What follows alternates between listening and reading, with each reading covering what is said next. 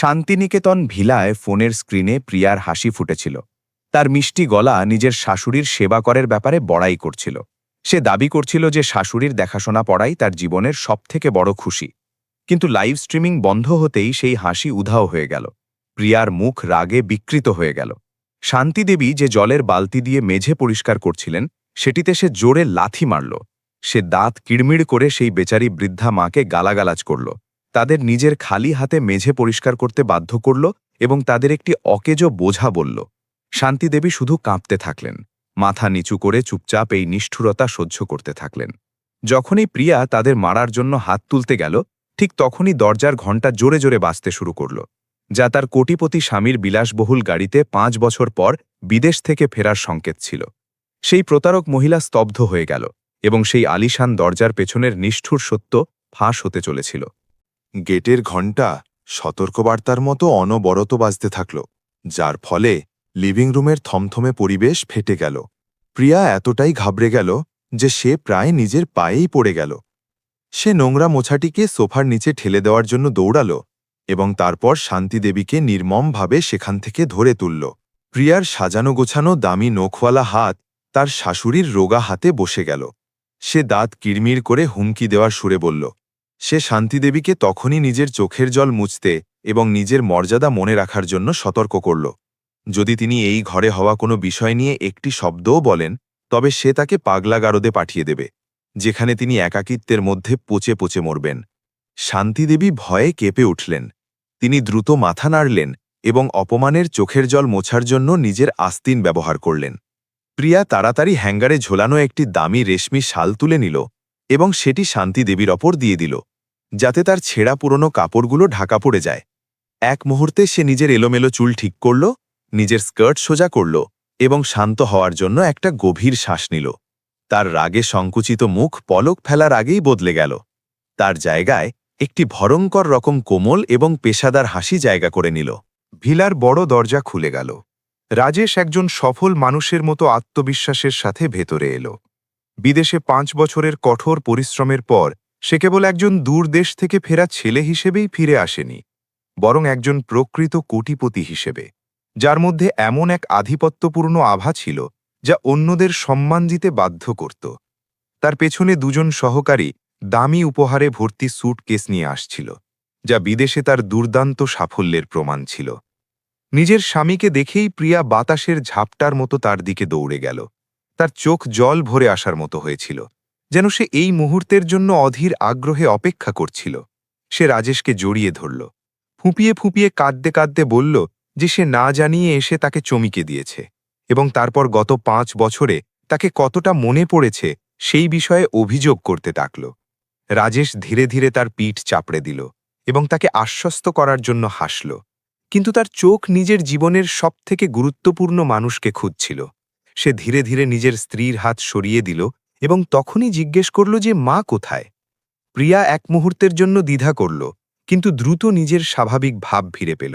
সে ঘুরে রাজেশের হাত টেনে ঘরের সেই কোণায় নিয়ে গেল যেখানে শান্তিদেবী নিজের বাড়িতেই একটা অপ্রয়োজনীয় ছায়ার মতো কুকুরে দাঁড়িয়েছিলেন। রাজেশ দ্রুত নিজের মায়ের দিকে এগিয়ে গেল। নিজের ছেলেকে রক্তমাংসের শরীরে দেখে শান্তিদেবী এতটাই আবেগপ্রবণ হয়ে পড়লেন যে তার হাত পা কাঁপতে লাগল, চোখ দিয়ে জল পড়ার উপক্রম হয়েছিল। কিন্তু যখনই তার নজর রাজেশের পেছনে দাঁড়িয়ে থাকা প্রিয়ার ঠান্ডা ছুরির মতো চোখের উপর পড়ল, তিনি নিজের চোখের জল গিলে ফেললেন। সেই কোটিপতি ছেলেটি ঠান্ডা মেঝেতে এক হাঁটুর ওপর বসে পড়ল। নিজের মায়ের কুঁচকানো রোগা হাত দুটি ধরে নিজের গালের সাথে লাগিয়ে নিল।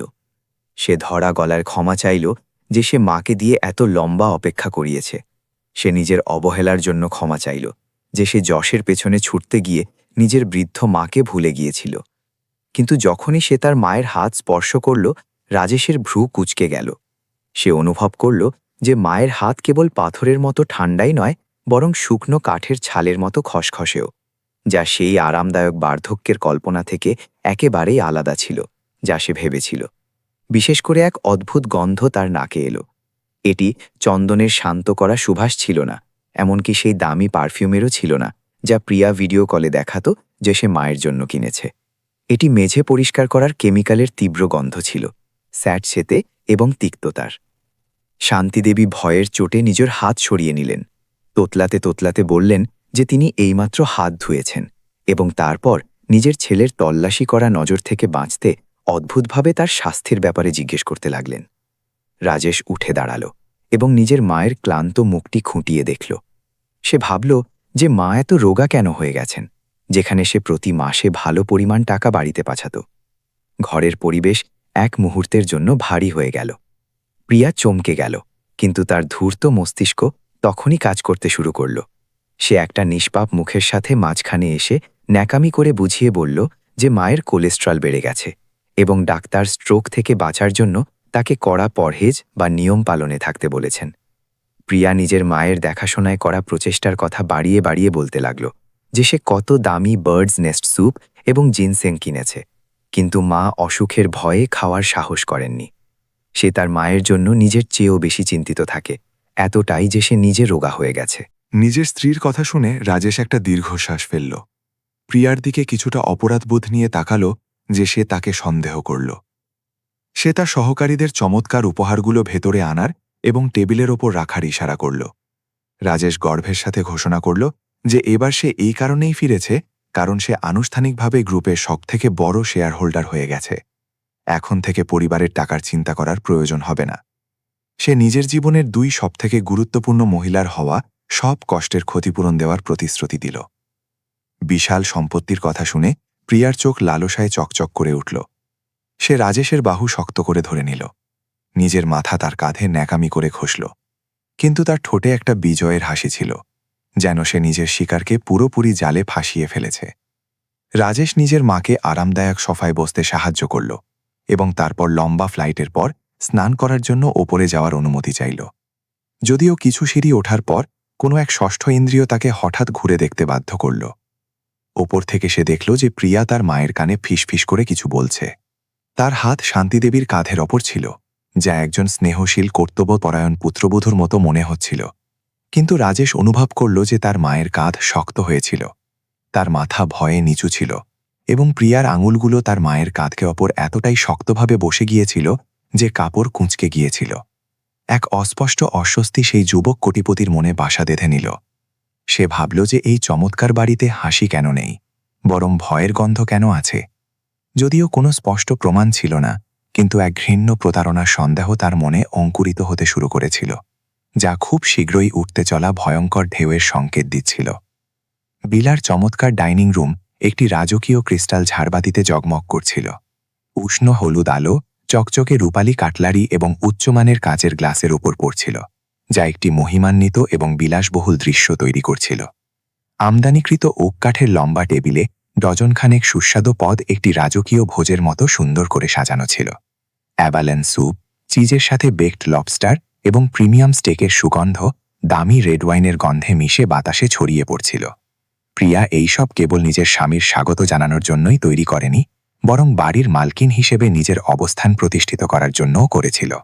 এক এমন চাকচিক্য যা অন্ধকার এবং ঠান্ডা কোণগুলোকে লুকানোর জন্য ব্যবহার করা হতো। প্রিয়া একটি ওয়াইন রেড সিল্ক ড্রেস পরেছিল, যা তার শরীরের সাথে লেপ্টে ছিল, যার ফলে তার ফর্সা ত্বক এবং আকর্ষণীয় চেহারা আরও ফুটে উঠছিল। সে খাবারের টেবিলের চারপাশে ঘুরছিল, চাকরদের মদ পরিবেশন করার নির্দেশ দিচ্ছিল। তার মুখ জয়ের খুশিতে ঝলমল করছিল।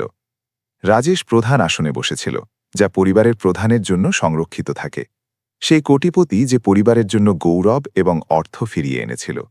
তার ডান দিকে প্রিয়া ছিল এবং শান্তিদেবীকে সামনে একটি বড় মখমলের চেয়ারে বসানো হয়েছিল, যেখানে তাকে হারিয়ে যাওয়া কোনো মানুষের মতো মনে হচ্ছিল।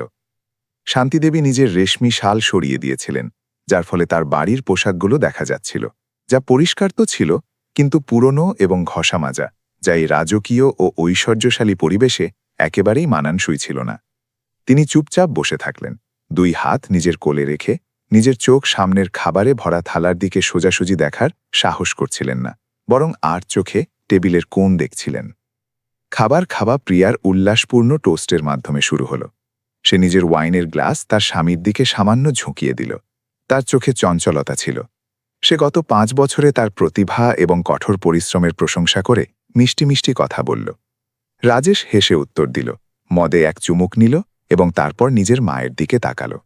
সে দেখল যে তার মা এখনও নড়াচড়া না করে বসে আছেন। তিনি এক গ্রাস খাবারও নেননি। রাজেশের মনে এক অসীম ব্যথা জেগে উঠল। সে নিজের চপস্টিক তুলল এবং একটি বড় হার্বাল চিকেন লেগ পিস তুলল। এটি সেই পদটি ছিল যা তার মা খুব পছন্দ করতেন, কিন্তু তিনি কখনো খেতেন না, কারণ তিনি এটি নিজের ছেলের জন্য বাঁচিয়ে রাখতে চাইতেন। রাজেশ সাবধানে চিকেন লেগটি তার মায়ের বাটিতে রেখে দিল। তার গভীর স্নেহময় কণ্ঠস্বর মধুর সঙ্গীতের মধ্যে প্রতিধ্বনিত হল। সে তার মাকে খাওয়ার জন্য বলল, এটি তার প্রিয় পদ বলে জানালো এবং আশা প্রকাশ করল যে তিনি নিজের শক্তি ফিরে পাওয়ার জন্য পেট ভরে খাবেন। কিন্তু শান্তি দেবীর প্রতিক্রিয়া তার প্রত্যাশা থেকে একেবারেই আলাদা ছিল। নিজের ছেলের ভালোবাসা খুশিতে গ্রহণ করার বদলে শান্তিদেবী এমনভাবে চমকে গেলেন যেন তিনি আগুন স্পর্শ করেছেন। তার চোখ ভয়ে বড় বড় হয়ে গেল, এক স্বাভাবিক প্রতিক্রিয়া যা অগণিত অদৃশ্য অত্যাচার থেকে শেখা হয়েছিল। তিনি দ্রুত প্রিয়ার দিকে তাকালেন, যে সামনে বসেছিল। এক মুহূর্তের জন্য, যা রাজেশ দেখতে পেল না, প্রিয়া শান্তিদেবীকে এক ঠান্ডা ছুরির মতো নজরে দেখল। তার সাজানো চোখগুলো সামান্য সরু হয়ে গেল। এক সতর্কবার্তার ঝলক শক্তিশালীভাবে ফুটে উঠল, যা চুপচাপ তাকে নিজের সীমার মধ্যে থাকার আদেশ দিল। শান্তিদেবী কেঁপে উঠলেন। তার রোগা হাত চপস্টিক ঠিকমতো ধরতে পারছিল না। তার বাটিতে চিকেন লেগটি একটি ভয়ঙ্কর বস্তুর মতো মনে হচ্ছিল। তিনি তাড়াতাড়ি চিকেন লেগটি আবার সার্ভিং ডিশে রেখে দিলেন। তোতলাতে তোতলাতে মানা করে দিলেন, বললেন যে তিনি বুড়ি হয়ে গেছেন, তার দাঁত দুর্বল এবং মাংস চিবোতে পারেন না। তিনি কেবল সেদ্ধ সবজি এবং টোফু পছন্দ করেন। তার গলা কাঁপছিল, যাতে স্পষ্টভাবেই অস্বস্তি এবং ভয় ছিল, যা কোনো মায়ের নিজের পছন্দের কারণে মানা করার মতো একেবারেই ছিল না। রাজেশ স্তব্ধ হয়ে গেল। তার হাতের চপস্টিক শূন্যে ঝুলে গেল। সে নিজের মায়ের খালি সাদা ভাতের বাটির দিকে তাকিয়ে ভ্রূম কুঁচকে ফেলল। তার ভালোই মনে ছিল যে তার মা কখনো খাওয়ার ব্যাপারে খুঁতখুত করতেন না, এবং তার যাওয়ার আগে তার দাঁত একেবারেই ঠিক ছিল। এখন তিনি মাংস খেতে এত ভয় কেন পাচ্ছেন? রাজেশকে বেশি ভাবার সুযোগ না দিয়েই প্রিয়া দ্রুত মাঝখানে চলে এলো। তার গলা এখনো মিষ্টি ছিল, কিন্তু তাতে এক সূক্ষ্ম গোপন ভাব ছিল। সে বুঝিয়ে বলল যে মায়ের পেট আজকাল খুব দুর্বল। বেশি প্রোটিন সমৃদ্ধ খাবার খেলে তার রাতভর বদহজম থাকে এবং তিনি ঘুমাতে পারেন না। তাই তাকে মাকে মঠের সন্ন্যাসীদের আহারের মতো হালকা খাবার দিতে হয়। কথা বলতে বলতে প্রিয়া একটি সবুজ সেদ্ধ বাঁধাকপির টুকরো শান্তিদেবীর বাটিতে ফেলে দিল। এটি একটি যত্ন নেওয়ার কাজ বলে মনে হচ্ছিল, কিন্তু বাস্তবে এটি তাকে নিজের দ্বারা নির্ধারিত কঠোর নিয়ম পালনে বাধ্য করা ছিল। খাবার এক অদ্ভুত পরিবেশে চলতে থাকল, যা কেবল রাজেশই অনুভব করতে পারছিল। সে খেতে খেতে নিজের মায়ের প্রতিটি ছোট বড় নড়াচড়ার ওপর নজর রাখল। সে দেখল যে মা খুব দ্রুত খাচ্ছিলেন, প্রায় না চিবিয়েই, এবং তিনি নিজের নাগালের বাইরের কোনো পথ তোলার সাহস করলেন না। যখন শান্তিদেবী স্যুপের বাটি নেওয়ার জন্য এগিয়ে গেলেন, তখন তার পুরনো কুর্তার ঢেলেঢালা আস্তিন সামান্য নিচে নেমে গেল, যার ফলে তার রোগা হাড়ের মতো কবজি দেখা গেল, এবং রাজেশের চোখের সামনে এক দৃশ্য ভেসে এলো। সেই কুঁচকানো ফ্যাকাশে চামড়ার ওপর একটি বড় নীলচে কালো চোটের দাগ ছিল, যা ক্রিস্টাল ঝাড়বাতির উজ্জ্বল আলোয় যন্ত্রণাদায়কভাবে প্রকট ছিল। রাজেশের বুক কেঁপে উঠল, রক্ত মাথায় চড়ে গেল। সে নিজের চপস্টিক জোরে টেবিলের ওপর আছাড় মারল। কাঠ এবং চীনামাটির সংঘর্ষের শুকনো আওয়াজ প্রিয়াকে চমকে দিল, এবং তার মুখে যাওয়া বিফ বা মাংসের টুকরো পড়ে গেল। রাজেশ নিজের মায়ের কবজি ধরে নিল, সেটিকে আরও কাছ থেকে দেখার জন্য ধীরে ধীরে টেনে নিল। সেই চোট কোনো সাধারণ ধাক্কার মতো ছিল না। এর আকৃতি আঙুলের ছাপের মতো ছিল, যা মাংসের গভীরে বসে গিয়েছিল। রাজেশ কঠোর স্বরে জিজ্ঞেস করল, মা, এটা কি? আপনার হাতে এত গভীর চোট কিভাবে লাগল? শান্তিদেবী ভীষণ ঘাবড়ে গেলেন। তিনি নিজের হাত ফিরিয়ে নেওয়ার চেষ্টা করলেন, চোটটি নিজের আস্তিনে লুকিয়ে ফেললেন, মাথা নিচু করে নিলেন। তোতলাতে তোতলাতে বললেন যে তিনি একটু আনাড়ি, ঠিকমতো হাঁটতে পারেন না, এবং বাথরুমের দরজার কোণায় ধাক্কা খেয়েছেন। কিন্তু রাজেশ একজন ব্যবসায়ী ছিল, একজন কোটিপতি, যে নিষ্ঠুর ব্যবসায়িক জগতে থেকেছে। সে এতটাই চতুর এবং বুদ্ধিমান ছিল যে দুর্ঘটনার চোট এবং কোনো মানুষের দেওয়া চোটের মধ্যে পার্থক্য করতে পারত। তার চোখ চিন্তা থেকে সন্দেহে বদলে গেল এবং সরাসরি প্রিয়ার ওপর গিয়ে থমকে গেল। সেই আদুরে পুত্রবধূ এই সময় সামান্য ঘাবড়ে গিয়েছিল, কিন্তু এক দুইচারি ব্যক্তির সাহস তাকে খুব দ্রুত শান্ত হতে সাহায্য করল। প্রিয়া নিজের মদের গ্লাস নিচে রাখল, এক দীর্ঘশ্বাস নিল, যাতে হতাশা এবং হালকা বকুনি দেওয়ার ভাব ছিল। সে নিজের সাফাই গাওয়ার নাটক শুরু করল, বলল যে মা বুড়ি হয়ে গেছেন একটু সঠিয়ে গেছেন, বাড়িতে চলাফেরা করতে গিয়ে ধাক্কা খান। প্রিয়া জানালো যে সে মায়ের জন্য 24/7 একজন ব্যক্তিগত নার্স রাখার কথা ভেবেছিল, কিন্তু মা বাচ্চাদের টাকা খরচ হওয়ার ভয়ে মানা করেছিলেন। সে মায়ের জন্য কত দামি চোট সারানোর ওষুধ কিনেছে, কিন্তু বৃদ্ধ বয়সে ক্ষত ধীরে ধীরে সারে। কথা বলতে বলতে প্রিয়া শান্তিদেবীর কাছে গিয়ে তার আস্তিনটি ধীরে ধীরে ঠিক করে দিল, কিন্তু তার হাত চুপিসারে ঠিক সেই চোটের জায়গায় জোরে চিমটি কাটল, এক যন্ত্রণাদায়ক সতর্কবার্তা হিসেবে। শান্তিদেবীর খুব কষ্ট হল, কিন্তু তিনি নিজের ঠোঁট কামড়ে ধরলেন এবং একটি শব্দও বললেন না, কেবল নিজের পুত্রবধূর কথার সমর্থনে মাথা নাড়লেন। প্রিয়া নিজের স্বামীর দিকে জল ভরা চোখে ঘুরে তাকাল। এটি এমন ভাব করছিল যেন তার ভয় হচ্ছে যে তার স্বামী তার নিয়তের ওপর সন্দেহ করবে। সে বলল যে আজকাল পুত্রবধূ হওয়া খুব কঠিন। মায়ের পুরো মন দিয়ে দেখাশোনা করো, কিন্তু একটা সামান্য আঁচ লাগলেও বাইরের লোক সন্দেহ করে। যখন তার নিজের স্বামী তাকে সন্দেহ করবে, তখন সে কিভাবে সবার প্রত্যাশা পূরণ করবে? রাজেশ চুপ করে থাকল। সে তর্ক করেনি বা তক্ষণই পর্দাফাঁস করেনি, কারণ সেই অস্পষ্ট চোট ছাড়া কোনো অকাট্য প্রমাণ ছিল না।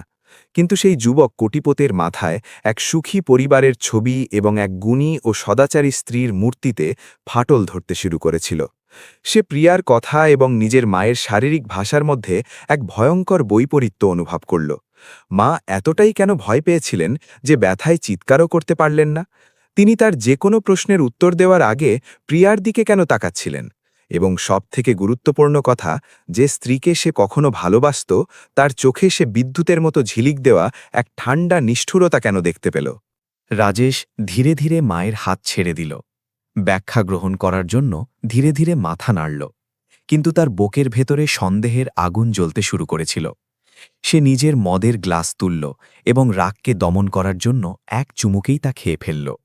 সে নিজেকে বলল যে যদি কোনো প্রতারণা হয়ে থাকে তবে তার চড়া দাম দিতে হবে। সে কাউকে, এমনকি নিজের স্ত্রীকেও, সেই মায়ের ক্ষতি করতে দেবে না যিনি তার জন্য নিজের পুরো জীবন উৎসর্গ করে দিয়েছেন। রাতের খাবার মধুর সঙ্গীতের আড়ালে এক ভারী নীরবতার মধ্যে শেষ হল। প্রিয়া হাসি মুখে চাকরদের পরিষ্কার করার আদেশ দিল এবং তারপর সে রাজেশকে তার কেনা নতুন ব্র্যান্ডের জিনিসগুলো দেখানোর জন্য উপরে নিয়ে যেতে লাগল।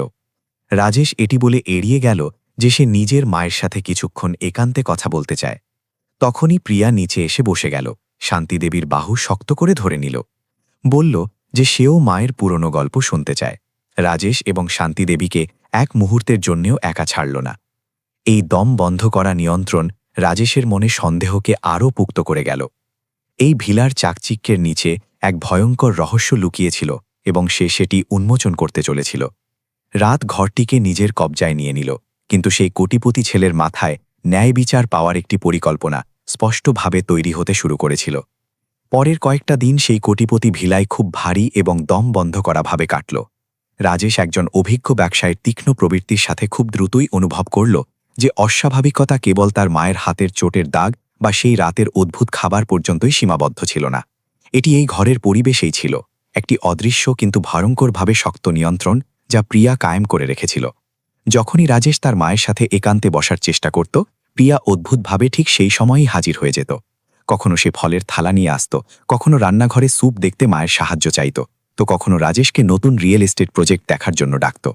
সে একজন সতর্ক জেলারের মতো ছিল, যে নিজের বন্দীকে বাইরের কারোর সাথে, এমনকি তার নিজের ছেলের সাথেও একান্তে যোগাযোগ করার কোনো সুযোগ দেয় না।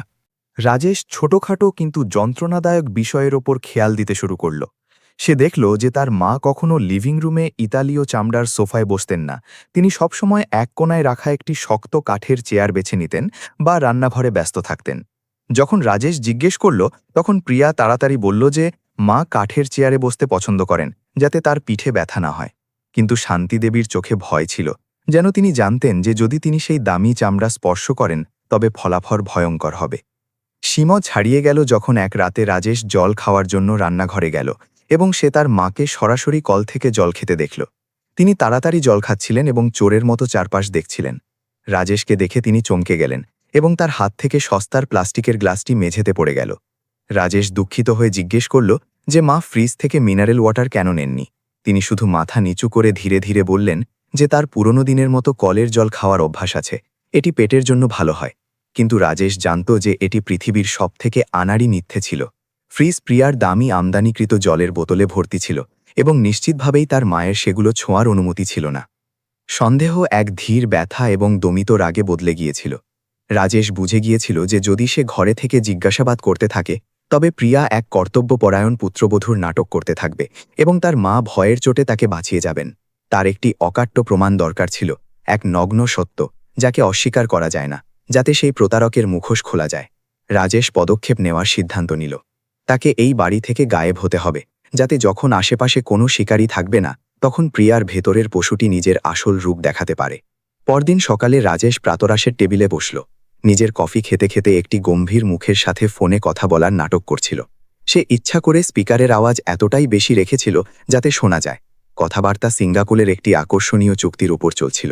হ্যাঁ, $50 মিলিয়ন চুক্তি। যদি আমরা এটি পেয়ে যাই তবে আমরা পুরো দক্ষিণ পূর্ব এশিয়ায় আমাদের বাজার ছড়িয়ে দেব। আমি বুঝতে পারছি, আমি এখনই সেখানে যাওয়ার ব্যবস্থা করছি। প্রিয়া পাশে আপেল ছাড়ছিল। $50 মিলিয়ন অঙ্ক শুনতেই তার হাত থেমে গেল। তার চোখ চকচক করে উঠল। অসীম লোভ প্রবলভাবে জেগে উঠল। রাজেশ ফোন কেটে দিল। এক অভিনয়ের অপরাধবোধ মাখা মুখের সাথে নিজের স্ত্রীর দিকে ফিরল।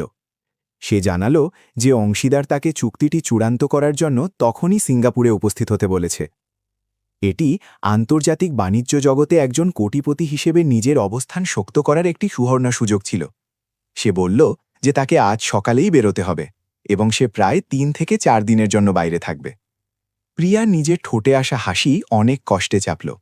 সে দ্রুত একটি বিষণ্ণ এবং হতাশ মুখ বানিয়ে নিল। সে ভালোবেসে রাজেশকে বকল যে সে এইমাত্র ফিরেছে এবং আবার যাচ্ছে, নিজের স্ত্রী ও পরিবারের জন্য কোনো সময় বের করছে না।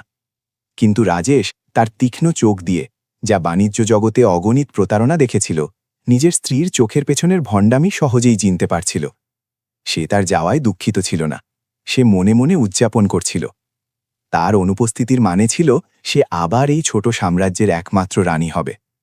তাকে এখন আর গুণবতী স্ত্রীর নাটক করতে হবে না, ধরা পড়ার ভয়ও থাকবে না, এবং তার থেকেও বড় কথা, সেই বিশাল সম্পত্তি যা সে এই সফরের পর আনার প্রতিশ্রুতি দিয়েছিল, সেটিতেই তার আসল আগ্রহ ছিল। রাজেশ নিজের মালপত্র প্যাক করার জন্য ওপরে গেল। প্রিয়া চঞ্চল পায়ে সাহায্য করার জন্য পেছনে পেছনে দৌড়াল। তার হাত স্বামীর জন্য কাপড় ভাঁজ করছিল। তার মুখ অনবরত তাকে স্বাস্থ্যের খেয়াল রাখতে ও ঠিকমতো খাওয়ার কথা মনে করিয়ে দিচ্ছিল। রাজেশ সেই মহিলাকে দেখল যে তার সামনে একজন ভালো স্ত্রীর নাটক করছিল এবং তার ঘৃণা হল। সে ভাবল, কোনো মানুষ এত বছর ধরে এত নিখুঁতভাবে কিভাবে দ্বৈত জীবন বাঁচতে পারে? সে কিভাবে একই সময় তার সাথে মিষ্টি মিষ্টি কথা বলতে পারে এবং তার পিঠ পিছে তার বৃদ্ধা দুর্বল মাকে অত্যাচার করতে পারে?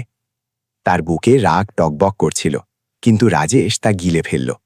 তাকে বড় নাটকের শেষ দেখার জন্য ধৈর্য ধরতে হচ্ছিল। বিদায়ের মুহূর্ত এসে গেল। একটি ঝকঝকে কালো লাক্সারি গাড়ি ভিলার গেটের সামনে দাঁড়িয়েছিল। ড্রাইভার দরজা খোলার জন্য প্রস্তুত হয়ে দাঁড়িয়েছিল। প্রিয়া রাজেশকে শক্ত করে জড়িয়ে ধরল, তার গালে একটি জোরে চুমু খাল। একজন প্রেমময়ী স্ত্রীর মতো তাকে অনেক নির্দেশ দিল।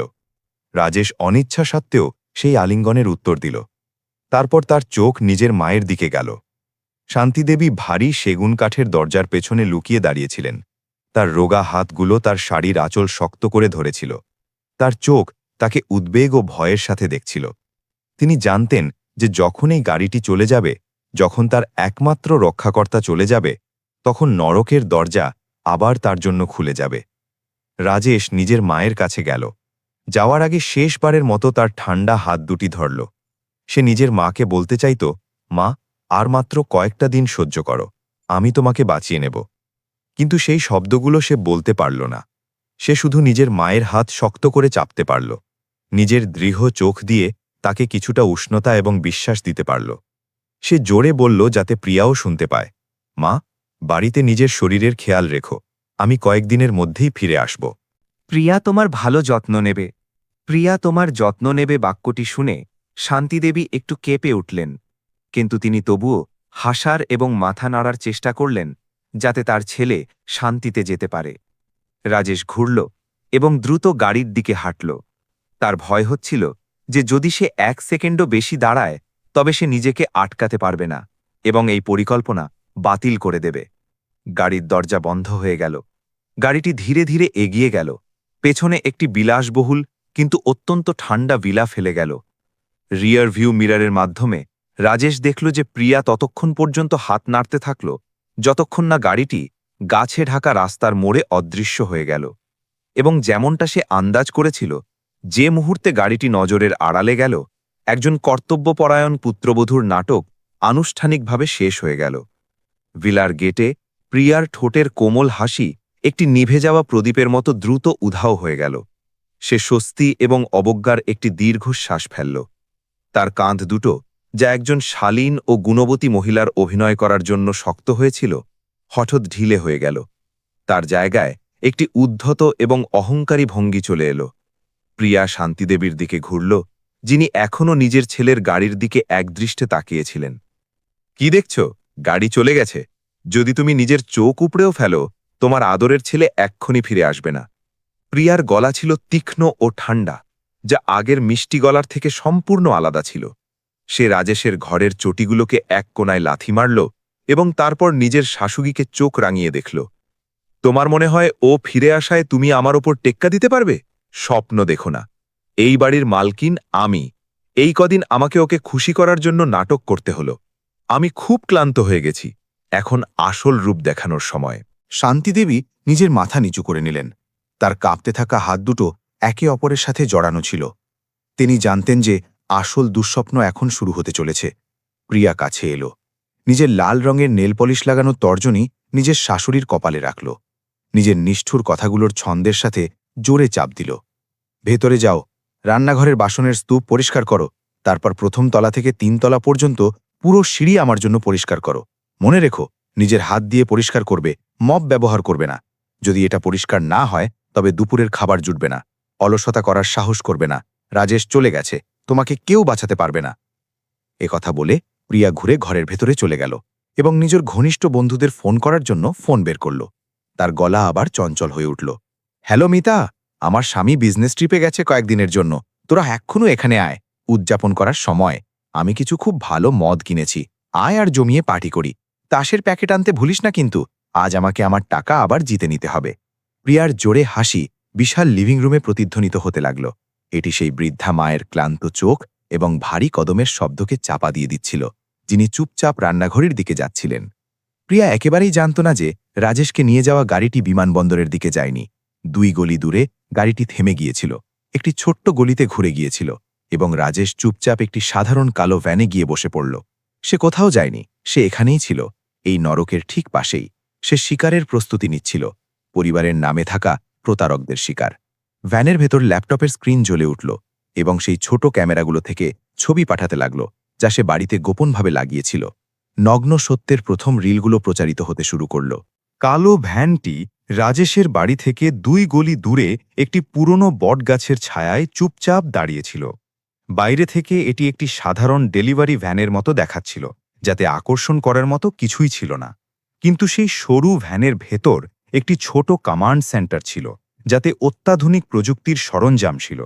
রাজেশ সেখানে বসেছিল, তার পিঠ ঠান্ডা সিটের সাথে ঢাকানো ছিল। তার কোটরাগত চোখ ল্যাপটপের স্ক্রিনে আটকে ছিল, যেখান থেকে একটি হালকা নীল আলো বেরোচ্ছিল। তার চারপাশে একটি ভয়ঙ্কর নিস্তব্ধতা ছিল, যা তার ভেতরের ঝড়ের ঠিক বিপরীত ছিল। রাজেশ পেশাদার হেডফোন লাগালো। তার কাঁপতে থাকা আঙুলগুলো সেই ছোট ক্যামেরার সিস্টেম সক্রিয় করার জন্য বোতাম টিপল, যা সে যাওয়ার আগে গোপনভাবে লাগিয়েছিল।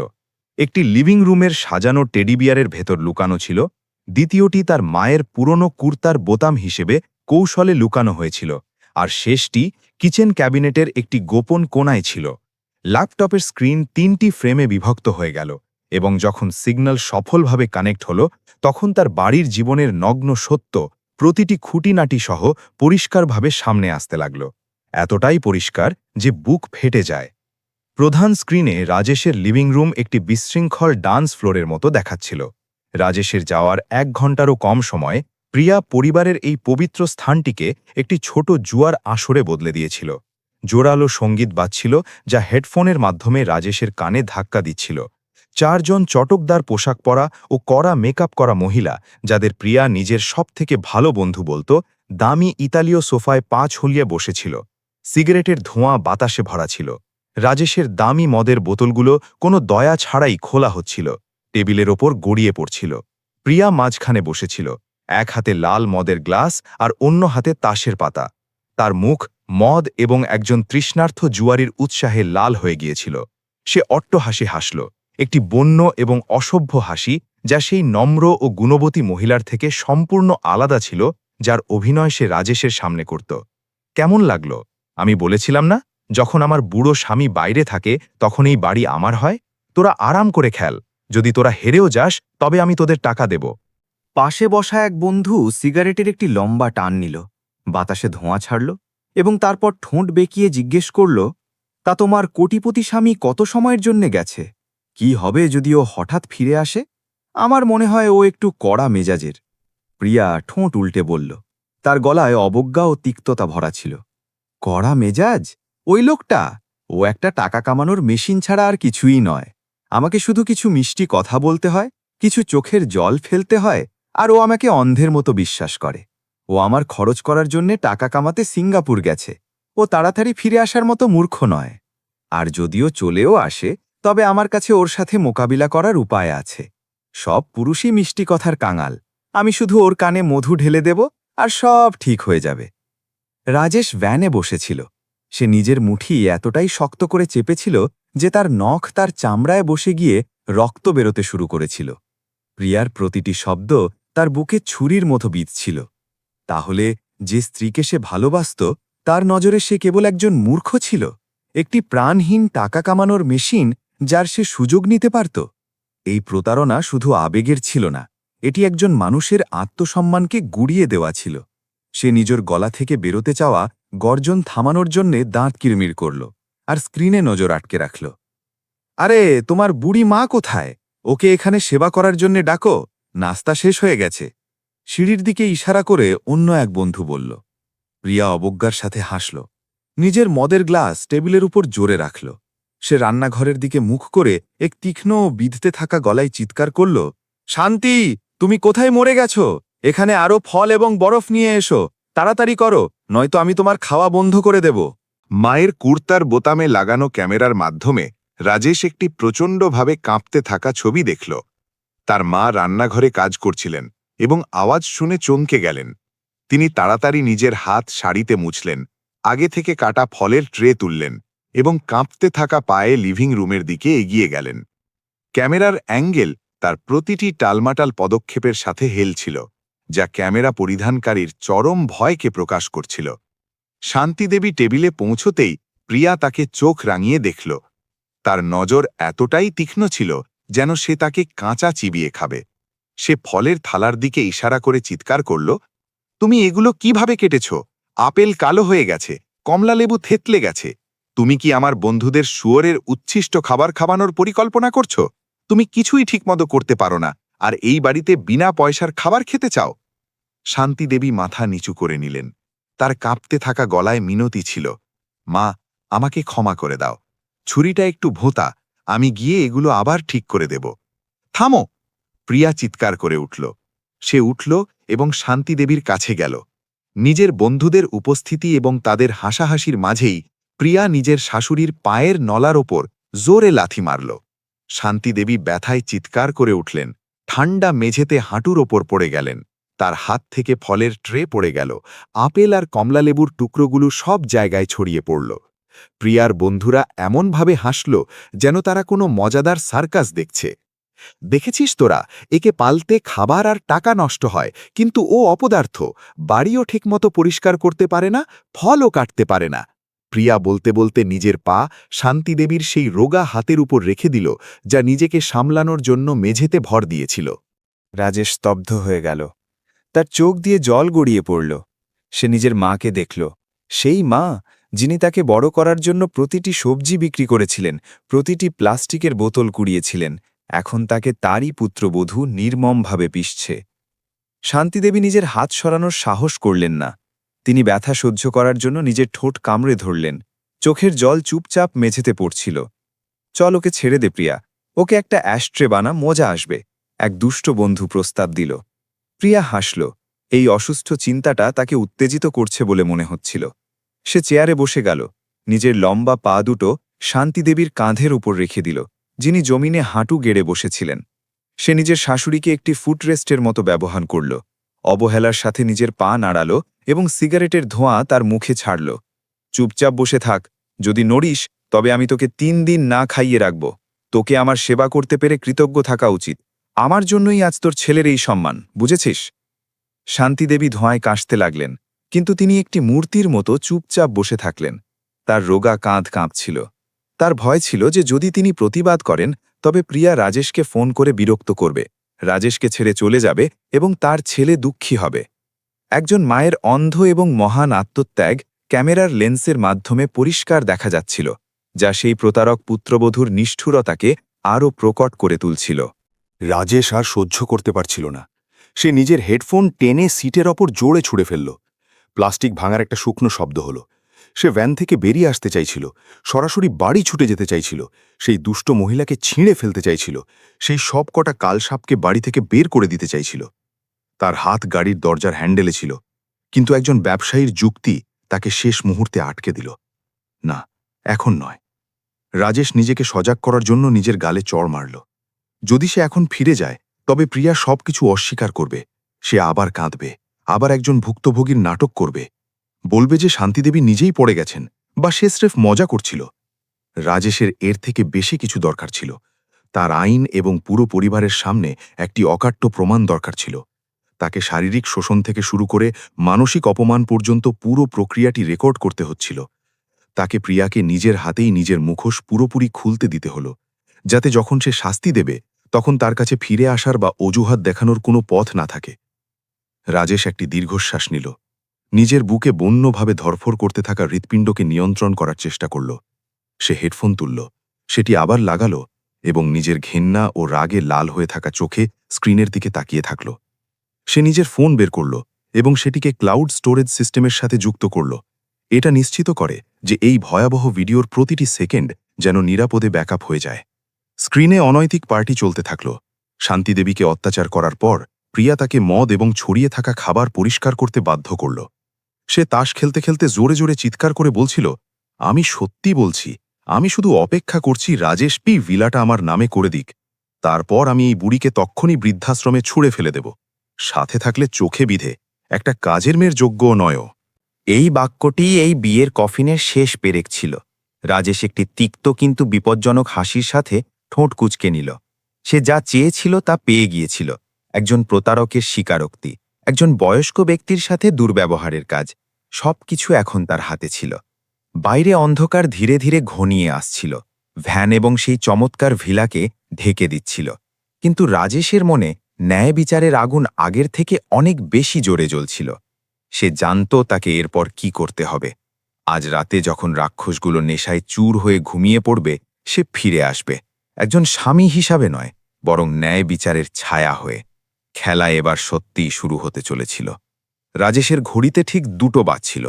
চারপাশটা এতটাই শান্ত ছিল যে ভয় লাগছিল।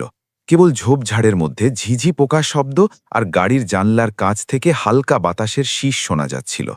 অনেক ঘণ্টা সেই সরু ভ্যানে বসে নিজের স্ত্রীর অনৈতিক এবং নিষ্ঠুর নাটক কম্পিউটার স্ক্রিনে দেখার পর রাজেশের নিজের শরীর অবশ মনে হচ্ছিল, কিন্তু তার মস্তিষ্ক ভয়ঙ্করভাবে সতর্ক ছিল। শুরুর দিকের ব্যথা এবং রাগ এখন শান্ত হয়ে গিয়েছিল।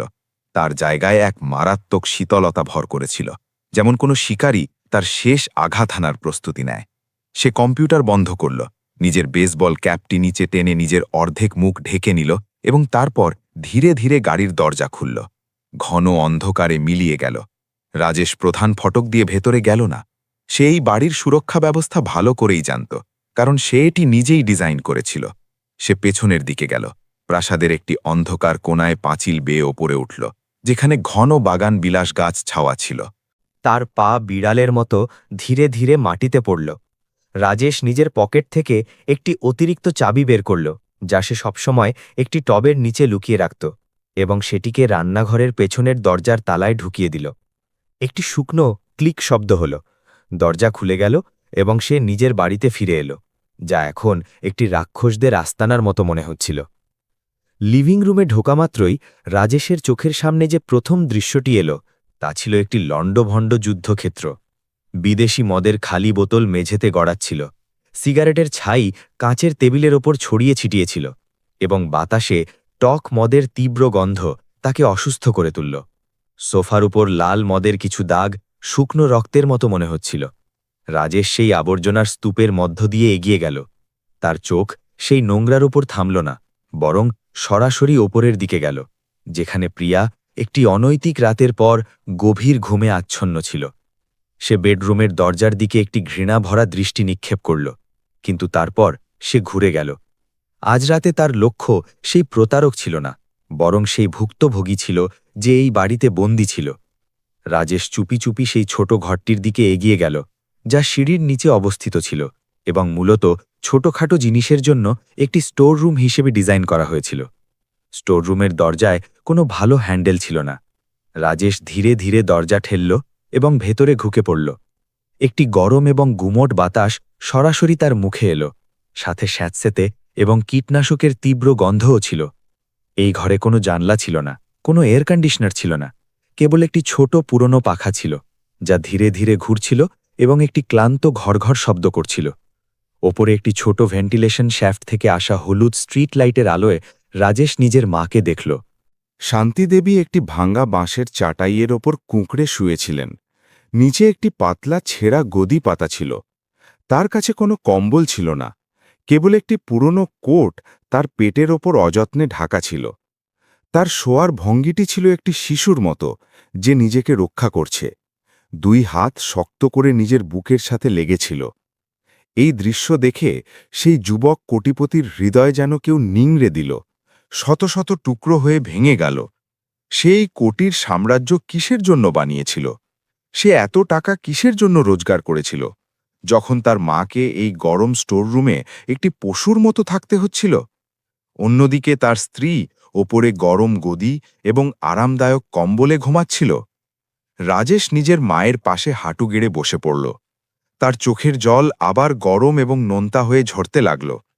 সে নিজের মায়ের চুলে হাত বোলানোর জন্য হাত বাড়াল, কিন্তু তার হাত শূন্যেই থেমে গেল, কারণ তার ভয় হচ্ছিল যে সে তাকে জাগিয়ে দেবে, তাকে ভয় পাইয়ে দেবে। কিন্তু হয়তো মায়ের অন্তর্দৃষ্টি তাকে বলে দিয়েছিল, অথবা তার হাঁটু গেড়ে বসার খুব ধীর আওয়াজ। শান্তিদেবী ধীরে ধীরে পাশ ফিরলেন।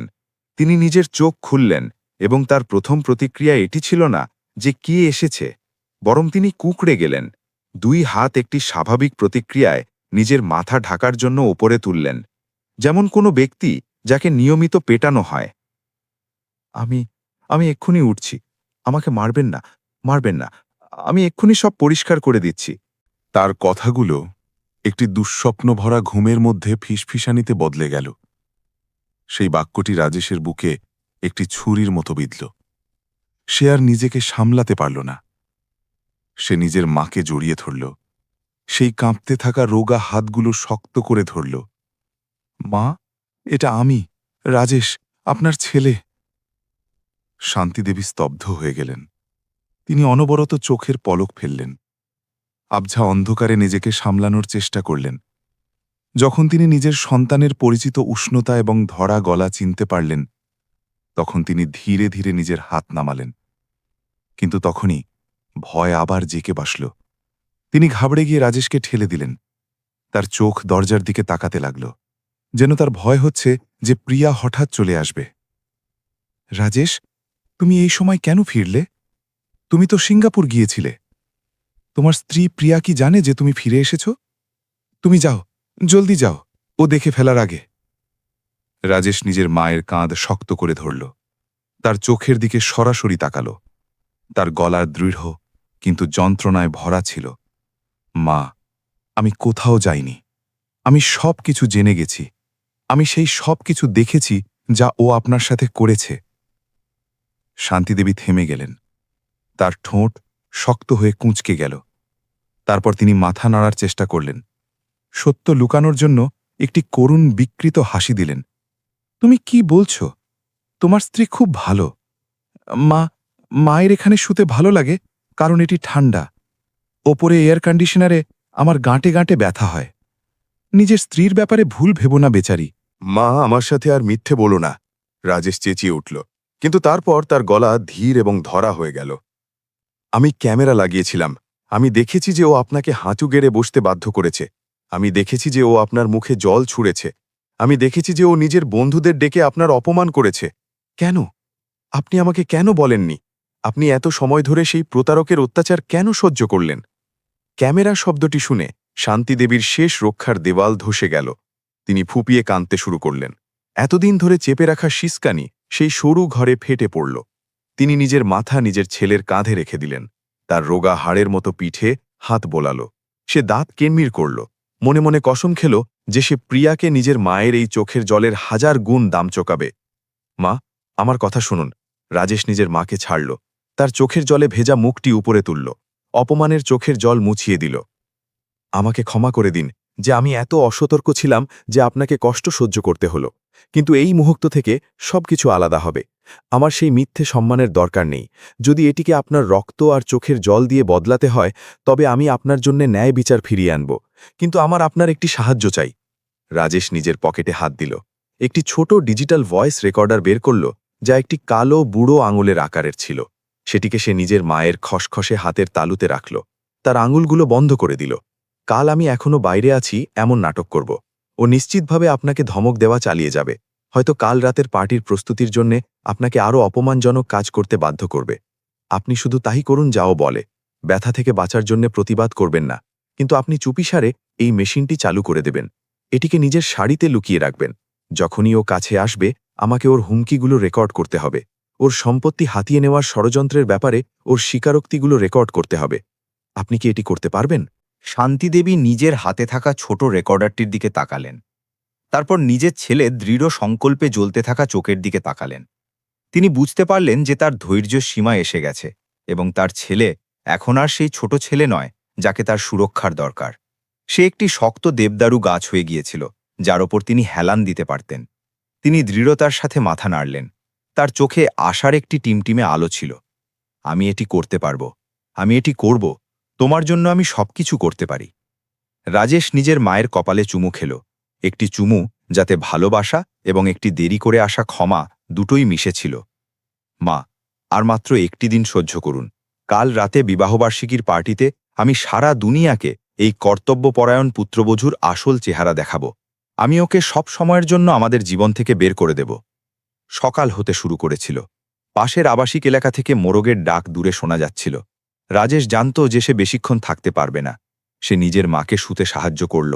তার উপর কোটটি আবার দিয়ে দিল এবং দাঁড়িয়ে পড়ল। স্টোর রুমের দরজা দিয়ে বেরোনোর আগে রাজেশ আরও একবার নিজের মায়ের দিকে তাকাল। এই জীর্ণ ঘরে নিজের মায়ের ছবি নিজের মনে গেঁথে নিল, যাতে তার ঘৃণার আগুন জ্বলতে থাকে। সে চুপচাপ সেই পথেই বাড়ি থেকে বেরিয়ে গেল। দরজা সাবধানে বন্ধ করে দিল, যেন কেউ কখনো ভেতরে আসেনি। সেই কোটিপতির ছায়া ঠান্ডা সকালের কুয়াশায় মিলিয়ে গেল। ভিলার ভেতরে প্রিয়া তখনও গভীর ঘুমে আচ্ছন্ন ছিল। সেই বিশাল সম্পত্তির স্বপ্ন দেখছিল, যা খুব শীঘ্রই তার হাতে আসতে চলেছিল। সে এই বিষয়ে পুরোপুরি বেখবর ছিল যে ভাগ্যের ফাঁস তার গলায় লেগে গেছে। একটি নতুন দিন শুরু হল। ন্যায় বিচারের দিন খুব কাছে আসছিল। গ্রীষ্মের দুপুরের প্রখর রোদ পুরনো বটগাছের ডালপালা ভেদ করে কোটিপতি ভিলার ইটের আঙিনায় ছোপ ছোপ আলো ফেলছিল। আগের রাতের ভয়াবহ অনৈতিক পার্টির পর ঘরের ভেতরের পরিবেশ শান্ত মনে হচ্ছিল। প্রিয়ার বন্ধুরা খুব ভোরে চলে গিয়েছিল। পেছনে একটি ধ্বংসস্তূপ ফেলে গিয়েছিল, যা শান্তিদেবীকে ঘণ্টার পর ঘণ্টা পরিষ্কার করতে হয়েছিল। প্রিয়া লিভিং রুমে চিতাবাঘের চামড়ার সোফায় শুয়েছিল। 24 ক্যারেটের সোনার ফেস মাস্ক লাগিয়ে কানে হেডফোন দিয়ে শাস্ত্রীয় সঙ্গীত শুনছিল। একটি সত্যিকারের রানীর জীবন উপভোগ করছিল।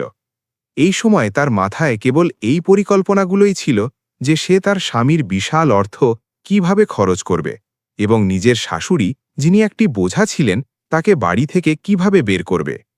হঠাৎ গেটের সামনে 3টে লম্বা জোরালো গাড়ির হর্নের আওয়াজ দুপুরের শান্তি ভঙ্গ করল। প্রিয়া চমকে উঠল। সে নিজের মুখ থেকে দামি ফেস মাস্কটি সরিয়ে নিল। সে তাড়াতাড়ি জানলার দিকে দৌড়ে গেল এবং বাইরে উকি মারল। রাজেশের পরিচিত লাক্সারি গাড়ি আঙিনায় আসছিল। প্রিয়া ঘাবড়ে গেল। তার হৃদয় জোরে জোরে ধড়ফড় করতে লাগল। রাজেশের বলা সূচি অনুযায়ী তাকে অন্তত 3 বা 4 দিন সিঙ্গাপুরে থাকার কথা ছিল। সে একদিনের কিছু বেশি সময়ের মধ্যে কেন ফিরে এলো? কিছু কি গড়বড় হয়ে গিয়েছিল, নাকি সে কিছু জেনে ফেলেছিল? প্রিয়া তাড়াতাড়ি নিজের পোশাক ঠিক করল, নিজের চুল গুছিয়ে নিল এবং তারপর রান্নাঘরের দিকে দৌড়ালো, যেখানে শান্তি দেবী বাসন মাজছিলেন। সে চিৎকার করে উঠল, রাজেশ ফিরে এসেছে, তুমি নিজের ব্যবহার ঠিক রাখবে, মনে রেখো, খুশি দেখাবে, বিষণ্ণ মুখ করবে না, তাড়াতাড়ি করো। শান্তি দেবী নিজের ছেলের ফেরার খবর শুনলেন। তার চোখে খুশির একটি আলো ঝিলিক দিল, কিন্তু তিনি দ্রুত তা লুকিয়ে ফেললেন। তার হাত চুপিসারে তার কুর্তার পকেটে গেল, যেখানে সেই ছোট ভয়েস রেকর্ডারটি ছিল যা রাজেশ তাকে আগের রাতে দিয়েছিল। তিনি একটি দীর্ঘ শ্বাস নিলেন। এই শেষ নাটকের জন্য নিজেকে প্রস্তুত করলেন। প্রধান দরজা খুলল। রাজেশ ভেতরে এলো, ক্লান্ত বা চিন্তিত মুখে নয়, বরং একটি উজ্জ্বল এবং অত্যন্ত উত্তেজিত ভাবের সাথে। সে নিজের দুহাত ছড়িয়ে দিল। তার ঠোঁটে একটি উজ্জ্বল হাসি ছিল। এই সময় তাকে একজন কোটিপতির মতো মনে হচ্ছিল, যে খ্যাতির শিখরে দাঁড়িয়ে আছে। প্রিয় স্ত্রী, আমি ফিরে এসেছি। প্রিয়া বিস্ময়ে চোখের পলক ফেলল এবং তারপর সাথে সাথে একজন ভালো স্ত্রীর মেজাজে চলে এলো। সে দৌড়ে রাজেশের বাহুবন্দী হল। তার গলায় ন্যাকামি ছিল। হে ভগবান, তুমি তো আমাকে ভয়ই পাইয়ে দিয়েছিলে। তুমি বলেছিলে যে তুমি কয়েকদিনের জন্য যাচ্ছ। এত তাড়াতাড়ি কেন ফিরে এলে? আমি তো তোমার যাত্রার অসুবিধাগুলোর কথা ভেবে চিন্তিত ছিলাম। রাজেশ নিজের স্ত্রীর কোমর ধরল, তাকে তুলে এক চক্কর ঘোরাল। তার জোরালো হাসি পুরো ঘরে প্রতিধ্বনিত হল। আমি তোমাকে এবং মাকে সুখবর দেওয়ার জন্য তাড়াতাড়ি ফিরে এসেছি। $50 মিলিয়ন ডিল আজ সকালে অনলাইন মিটিংয়ে সফলভাবে হয়ে গেছে। সিঙ্গাপুরের পার্টনাররা আমার প্রোফাইল দেখে এতটাই মুগ্ধ হয়েছেন যে তাদের ব্যক্তিগতভাবে দেখা করার দরকার পড়েনি। আমি কোম্পানিকে একটি নতুন স্তরে পৌঁছে দিয়েছি। $50 মিলিয়ন অঙ্ক শুনে প্রিয়ার চোখ গাড়ির হেডলাইটের মতো জ্বলে উঠল। লালসা তার চোখে এতটাই স্পষ্ট ছিল যে তার লুকোনো যাচ্ছিল না। সে নিজের স্বামীর গলা শক্ত করে ধরল, তার গালে অনেকগুলো চুমু খেল। আমার স্বামী খুব প্রতিভাবান। আমি জানতাম আমার স্বামী নাম্বার 1, একজন বিজনেস জিনিয়াস। রাজেশ প্রিয়াকে নিচে নামালো, তার কানের কাছে ফিসফিস করল। তার গলার রহস্য এবং প্রতিশ্রুতিতে ভরা ছিল। এটুকুই সব নয়, এইবারের বড় সাফল্যের সাথে আমি তোমার কাছে করা আমার প্রতিশ্রুতি পূরণ করতে চাই।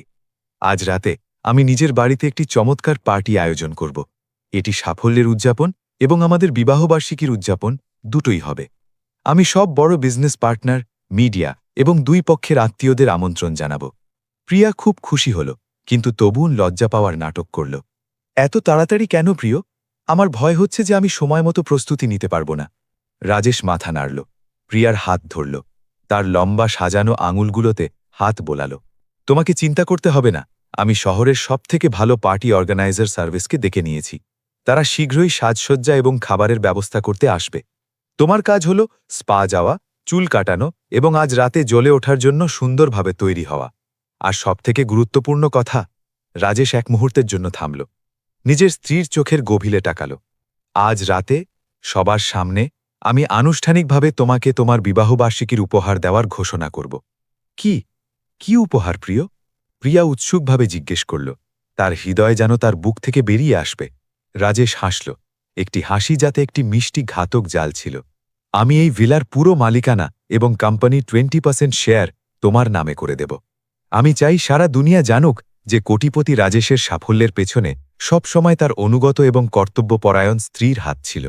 প্রিয়া এটি শুনল তো যেন তার ওপর বিজলি পড়ল, কিন্তু এই বিজলি সোনার খনির ওপর পড়েছিল। সে কয়েক সেকেন্ডের জন্য পরম সুখে স্তব্ধ হয়ে গেল। এই ভিলা কোটির ছিল, সাথে কোম্পানির শেয়ার। তাহলে সে একজন সত্যিকারের রানী হতে চলেছিল। সম্পত্তি হাতিয়ে নেওয়ার তার দীর্ঘদিনের পরিকল্পনা হঠাৎ এত সহজে সত্যি হয়ে গিয়েছিল। প্রিয়া খুশিতে চিৎকার করে উঠল এবং রাজেশকে জড়িয়ে ধরল। তুমি সত্যি বলছো? তুমি আমার সাথে মজা করছো না তো? একজন ভদ্রলোকের কথা। আমার উকিল আগে থেকেই কাগজপত্র তৈরি করছে। সে আজ রাতে সেগুলো নিয়ে আসবে, যাতে আমরা মঞ্চেই স্বাক্ষর করতে পারি। রাজেশ দৃঢ়তার সাথে বলল। প্রিয়া রাজেশকে ছাড়ল। তার মুখ বিজয়ীভাবে জ্বলজ্বল করছিল। সে রান্নাঘরের দরজায় লুকিয়ে থাকা শান্তিদেবীর দিকে তাকাল। তার চোখে নিষ্ঠুর অবজ্ঞা ছিল। প্রিয়ার মনে এই বোঝা শাশুড়ির ভাগ্য নির্ধারিত হয়ে গিয়েছিল।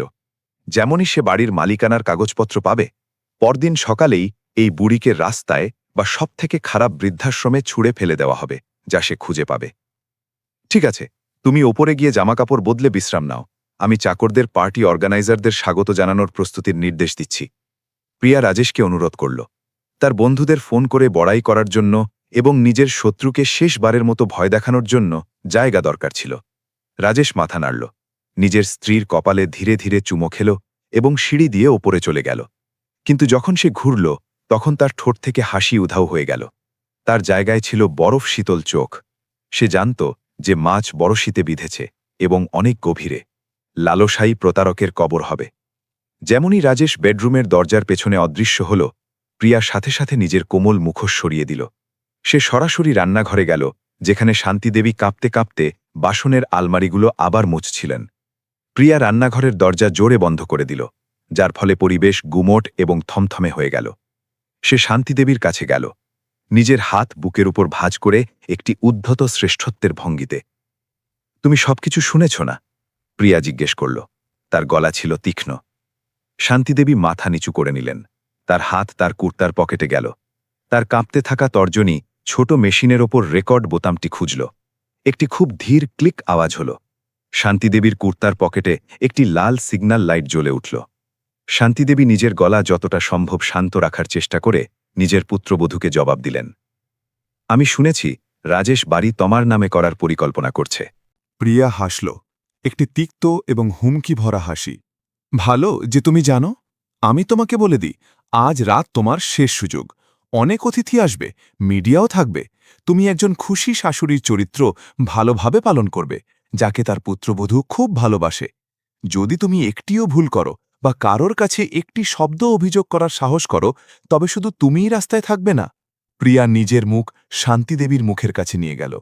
বিষাক্ত সাপের বিষের মতো দুষ্ট শব্দ ফিসফিস করে বলল, আমি রাজেশকে পুরোপুরি বরবাদ করে দেব।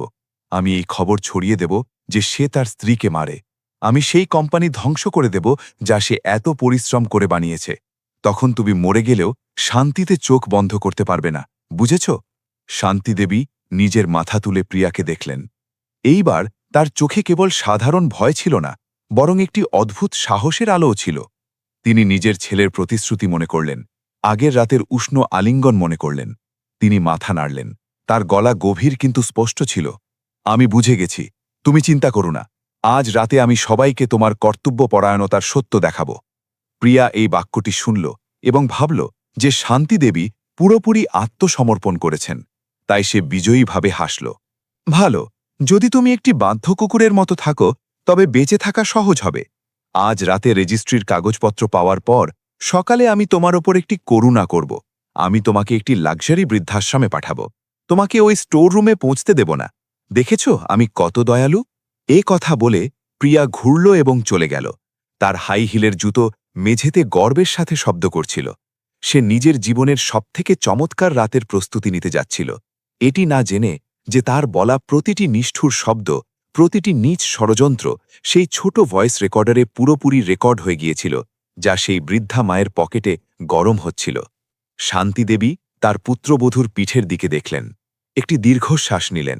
তিনি ভয়েস রেকর্ডারটি বের করলেন, সেটি বন্ধ করলেন এবং নিজের হাতের তালুতে শক্ত করে চেপে ধরলেন। আজ রাতে সেই জাঁকজমকপূর্ণ পার্টিতে তিনি আর একজন বোবা ভুক্তভোগী হবেন না। তিনি একজন জীবন্ত সাক্ষী হবেন, যিনি নিজের ছেলের সাথে মিলে একটি শয়তানের মুখ উন্মোচন করবেন। দ্বিতীয় তলায় রাজেশ জানলার পাশে দাঁড়িয়েছিল। আঙিনায় দেখছিল যেখানে পার্টির সাজসজ্জার জিনিস নিয়ে আসা ট্রাকগুলো আসতে শুরু করেছিল। মঞ্চ বানানো হচ্ছিল। রাস্তা টাটকা ফুলে ভরে গিয়েছিল। একটি করুণ নাটকের শেষের জন্য একটি চমৎকার মঞ্চ। সে নিজের ফোন বের করল এবং তার সহকারীকে একটি সংক্ষিপ্ত বার্তা পাঠাল। ভিডিও ফাইল তৈরি করো এবং উকিলকে সময়মতো আসার জন্য বলো। আজ রাতে আমরা আবর্জনা পরিষ্কার করব। সূর্য পশ্চিম দিকে ঢলতে শুরু করেছিল। পুরো আকাশকে লাল রঙে রাঙিয়ে দিচ্ছিল, যেন আসন্ন ঝড়ের সংকেত দিচ্ছিল। চমৎকার ভিলাটি এখন একটি টাইম বোমার মতো মনে হচ্ছিল, যা ফাটার জন্য তৈরি ছিল, সব মিথ্যেকে পুড়িয়ে দিতে এবং সৎ মানুষকে ন্যায় বিচার পাইয়ে দিতে। রাত হল। চমৎকার ভিলার ওপর একটি রহস্যময় কালো মখমলের পর্দা পড়ে গেল, কিন্তু বাগান চত্বরের ভেতরে আলো দিনের মতো উজ্জ্বল ছিল। রাস্তার পাশে হাজার হাজার টিমটিমে মোমবাতি জ্বালানো হয়েছিল, যা মূল মঞ্চ থেকে আসা ক্রিস্টাল আলোর সাথে মিশে একটি চমৎকার দৃশ্য তৈরি করছিল। সবথেকে চমৎকার মধুর বাদ্যযন্ত্রের সঙ্গীত বাজছিল।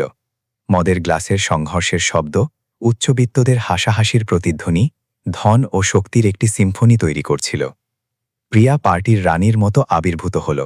সে একটি ঝকঝকে রত্নখচিত শ্যাম রঙের গাউন পরেছিল, যা তার শরীরের বাঁকগুলোকে জড়িয়ে ধরেছিল। তার গলায় হীরের সেট ছিল, যা রাজেশ এইমাত্র উপহার হিসেবে দিয়েছিল, এতটাই ঝকঝকে যে দর্শকদের চোখ ধাঁধিয়ে যায়। সে ভিড়ের মধ্যে শান দিয়ে হাঁটছিল, হাতে মদের গ্লাস, মুখে একটি উজ্জ্বল হাসির সাথে বিশিষ্ট অতিথিদের স্বাগত জানাচ্ছিল। সেখানে কোটি কোটি টাকার ব্যবসায়িক অংশীদাররা ছিল, সাংবাদিকরা ছিল এবং এমনকি গ্রামের আত্মীয়রাও ছিল, যাদের সে আগে কখনো দেখতেও পছন্দ করত না। আজ রাতে প্রিয়া একজন আদর্শ স্ত্রী এবং একজন কর্তব্যপরায়ণ পুত্রবধূর চরিত্র নিপুণভাবে নিভাল।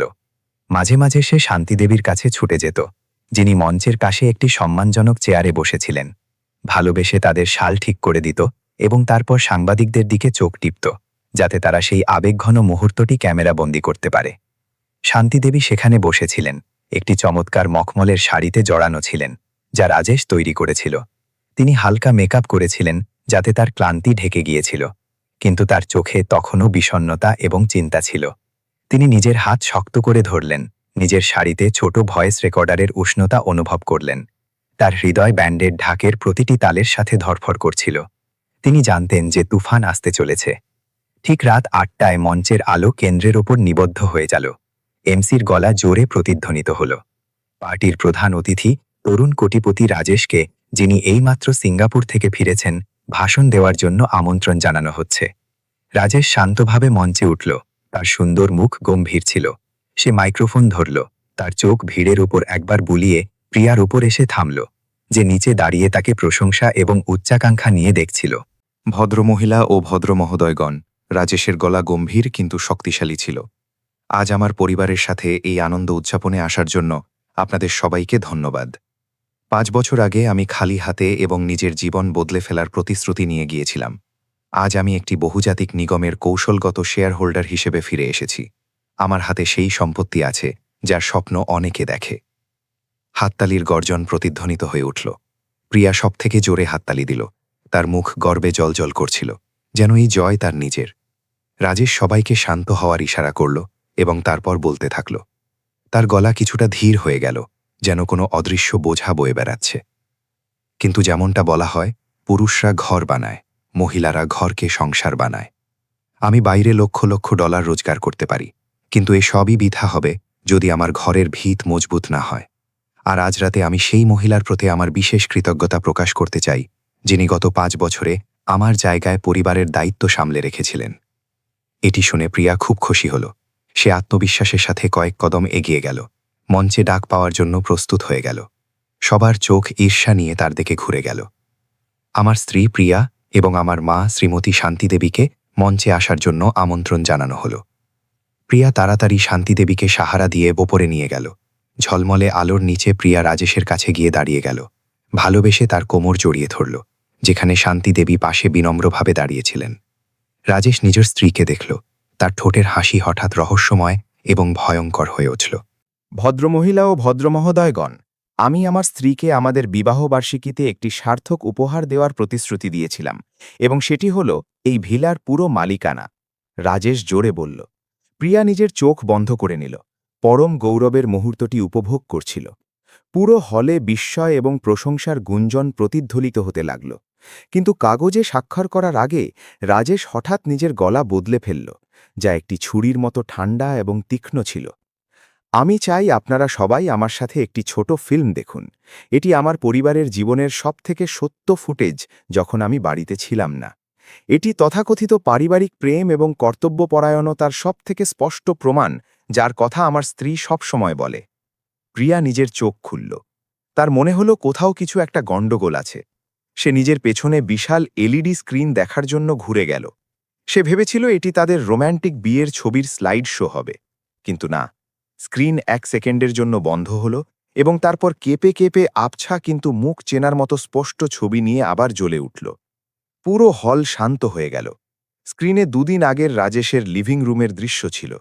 শক্তিশালী স্পিকার থেকে তীক্ষ্ণ এবং কটু গালিগালাজের আওয়াজ পার্টির জাঁকজমকপূর্ণ পরিবেশকে চিরে দিচ্ছিল।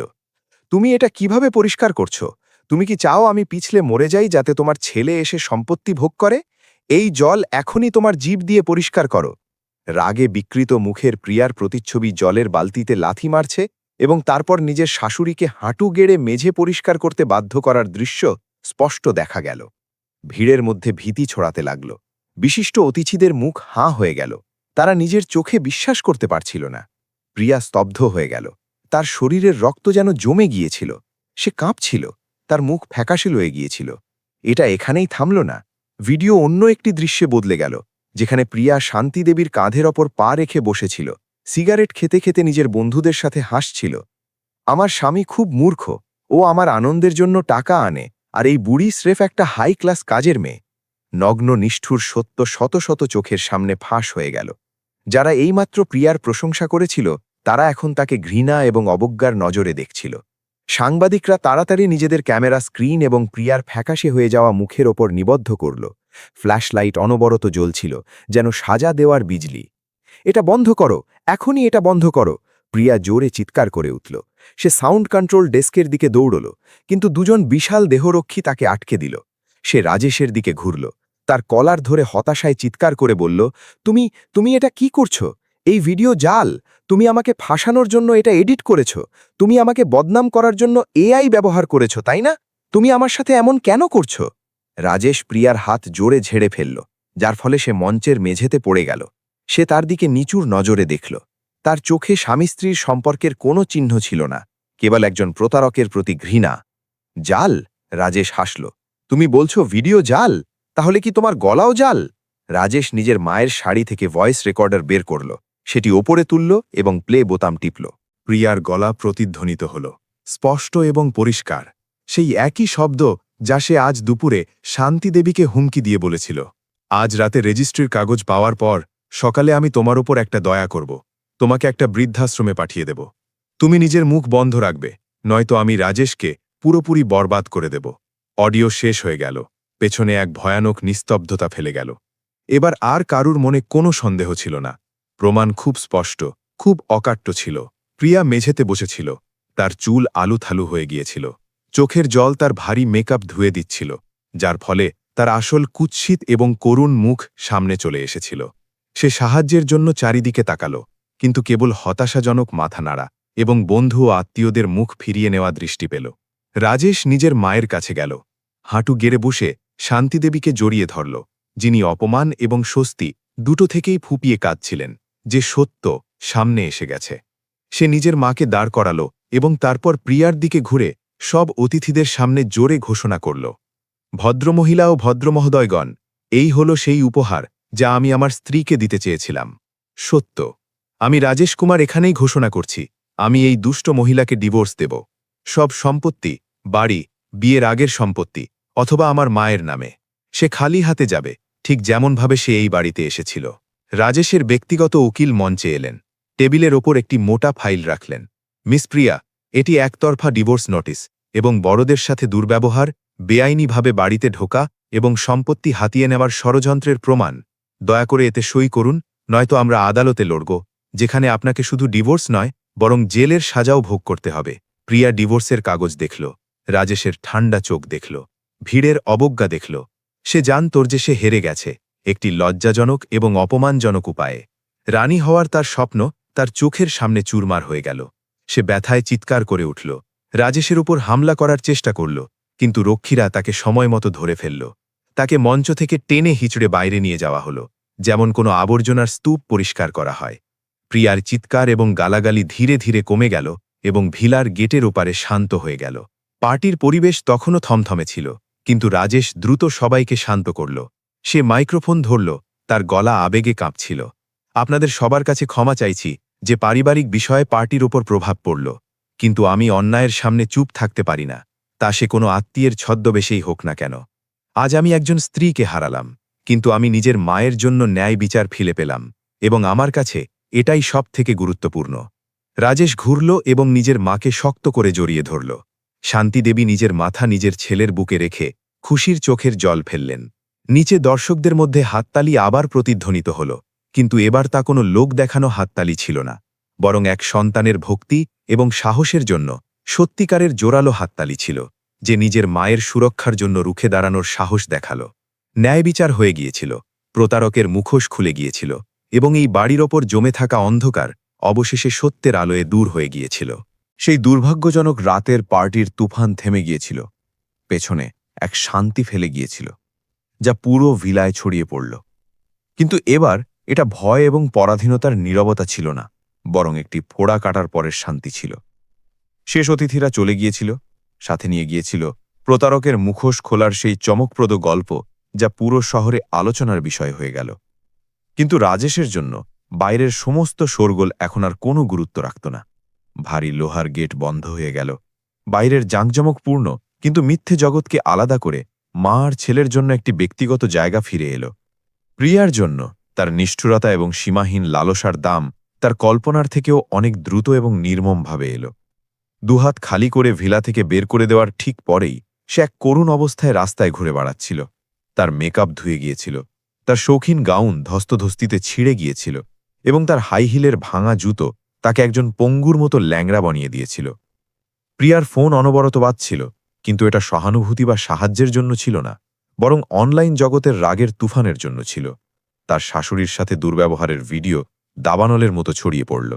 হাজার হাজার গালিগালাজ, নিন্দা এবং বয়কটের দাবি করা মন্তব্য।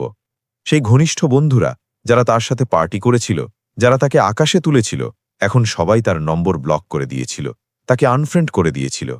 তাকে একটি সংক্রামক রোগের মতো মনে করছিল, যেখান থেকে দূরে থাকা জরুরি ছিল। প্রিয়া রাস্তার ধারে পড়ে গেল, হতাশায় কাঁদতে লাগল, যখন সে বুঝতে পারল যে সে সব কিছু হারিয়ে ফেলেছে। টাকা, সম্মান, পরিবার এবং ফিরে যাওয়ার কোনো পথ নেই। এছাড়াও দুর্ব্যবহার এবং বেআইনিভাবে বাড়িতে ঢোকার জন্য আদালতের সমন পরদিন সকালে তার জন্য অপেক্ষা করছিল, যা জেলের গড়াদের পেছনে অন্ধকার দিনগুলির প্রতিশ্রুতি দিচ্ছিল। এটি পরিবারের নামে এক প্রতারকের জন্য এক উপযুক্ত পাওনা ছিল। ভিলায় ফিরে এক নতুন দিনের সকাল হতে শুরু করেছিল। সাথে নিয়ে আসছিল সোনালি রোদের আলো, যা পর্দার ফাঁক দিয়ে আসছিল। গত 5 বছর ধরে জমে থাকা ঠান্ডা বিষণ্ণতা দূর করে দিচ্ছিল। রাজেশ স্বাভাবিকের চেয়ে আগে উঠল। সে কোনো ক্ষমতাশালী কোটিপতির শৌখিন স্যুট পরল না, বরং আরামদায়ক ঘরোয়া পোশাক পরল। নিজের হাতা গুটিয়ে সোজা রান্নাঘরে চলে গেল। আজ সে চাকরদের সেবা নিতে অস্বীকার করল। সে নিজের মায়ের জন্য নিজে জলখাবার বানাতে চাইত, এমন এক কাজ যা তার অনেক আগেই করা উচিত ছিল।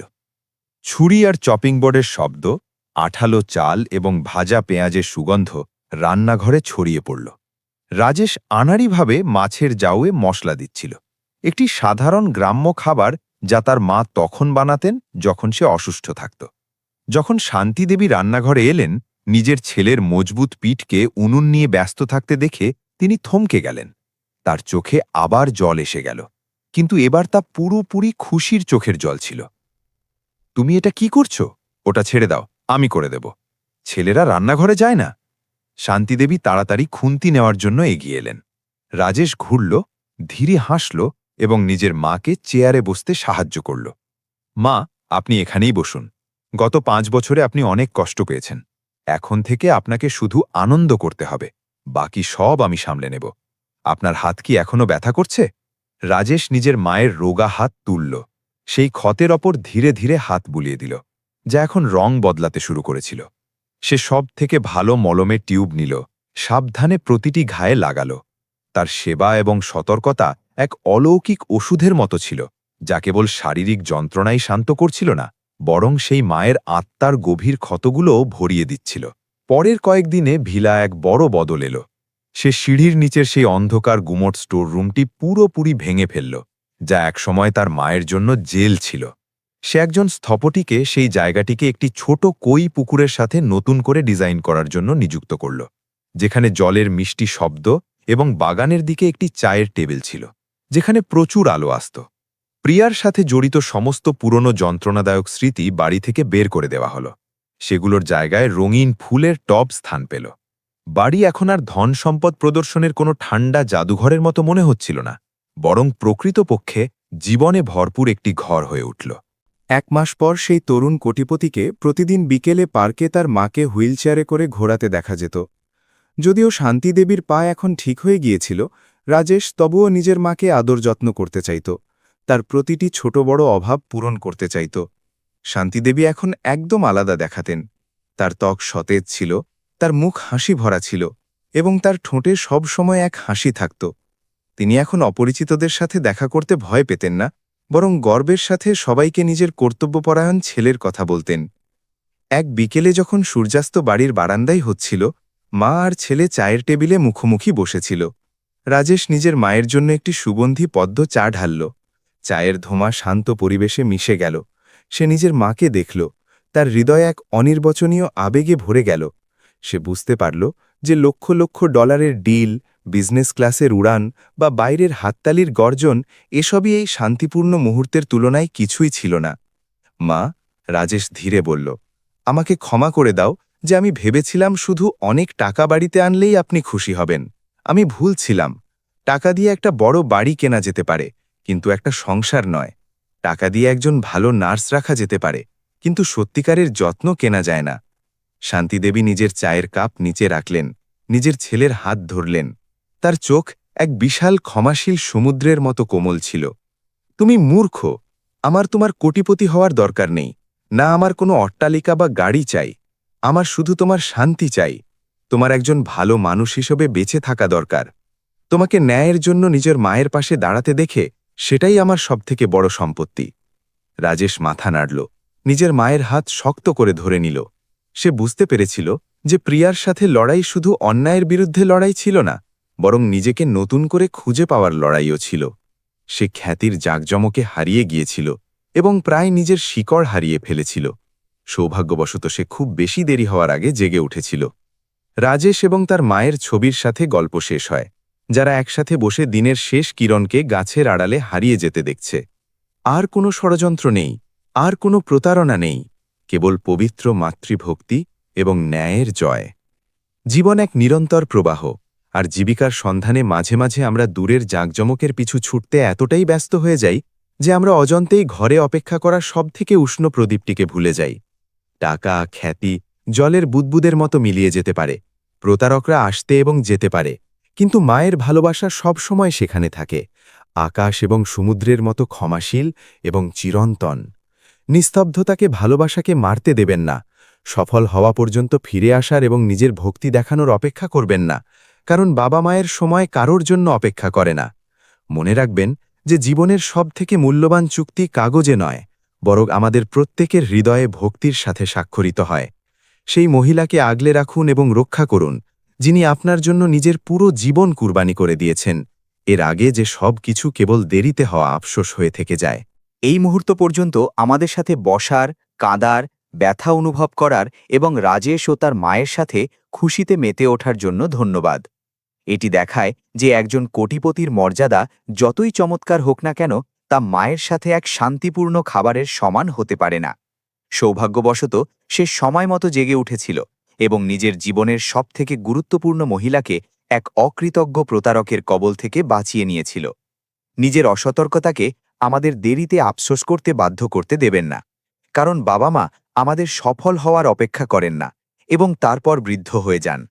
যদি এই গল্পটি আপনার হৃদয় ছুঁয়ে থাকে, তবে দয়া করে একটি লাইক এবং শেয়ার করুন, যাতে মাতৃস্নেহের উষ্ণতা আরও মানুষের কাছে পৌঁছে যেতে পারে।